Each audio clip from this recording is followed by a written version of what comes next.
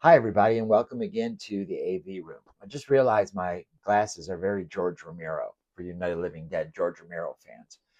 So we're on episode 6 for the countdown to the big giveaway at 9, final episode on Halloween night. Any hints of what that may be? Big giveaway? I think you know the answer. Today's episode, we're going to cover the 1981 film The Funhouse. The Funhouse is a film that was directed in 1981 by Tobe Hooper. It was his first major studio film following Texas Chainsaw Massacre in 1974 and Eaten Alive in 1976. It was released by Universal. It seemed a lot of these horror movie directors wanted to align with big companies. John Carpenter did the same thing when he aligned with Universal, making The Thing. This film was not so popular. It didn't do real well and was considered a failure at its initial release. However, in years, it's been reappreciated as much more of a cult film. Now, the film did have a novelization by famed horror author Dean Koontz using the pseudonym of Owen West.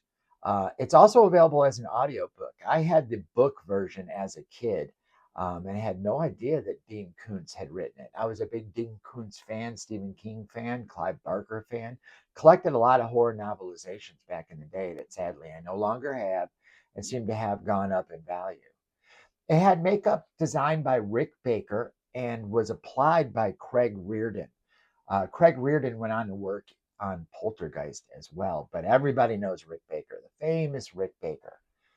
Rick Baker, who did American Werewolf in London, among many other things. Sean Clark, the famed historian, horror movie historian, has a great channel where he covers some of his props that he owns from this film. He has several props. But today we're mostly going to be looking at the soundtracks. Now, I've got two soundtracks.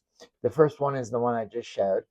This is released by Dark Forces Records. That is the cover. The cover is the poster for the film. And then this is the back. It's got some stills.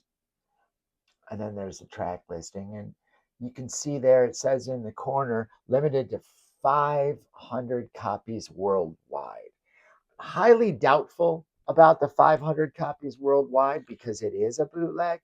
But the thing that makes this cool is its side A says enter, its side B says exit, much like the Funhouse itself. But more importantly, between its 11 tracks, it has dialogue. And you can see they're calling it skits, but it's dialogue. So you can literally, much like I was saying earlier, I used to tape cassette films and listen to them when I mowed the lawn and did errands.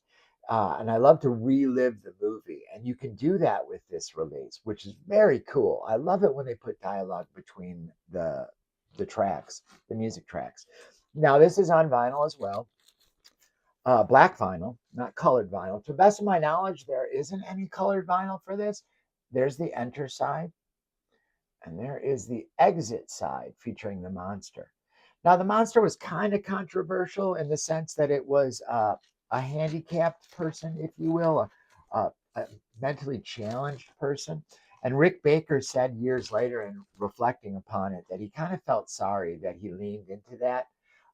But, you know, it is what it is, and everybody loves the horror movie from the Funhouse. Now, the other copy is this. Now, this is the one that was released recently in 2023 by Waxwork Records again. I told you, Waxwork is going to be making a few appearances. Now, this version was released a couple different ways. I have the red translucent and yellow translucent. It's got 33 tracks on it. No dialogue between the tracks on this version, but you do have 33 tracks. It's also got a 12 by 12 art print and has actually been pretty praised for the separation and stereo imaging.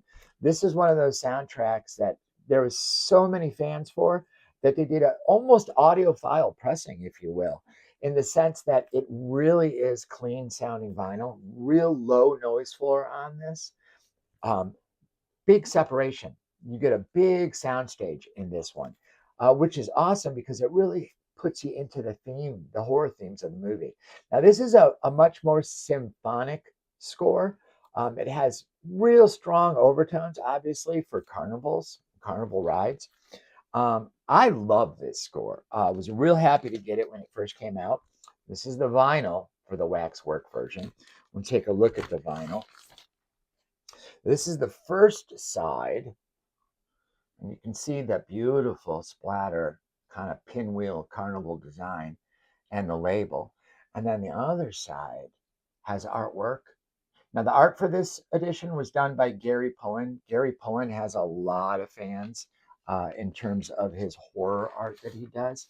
And Waxwork tends to work with a lot of the same artists. So a lot of times you'll see Gary's work on other pieces as well.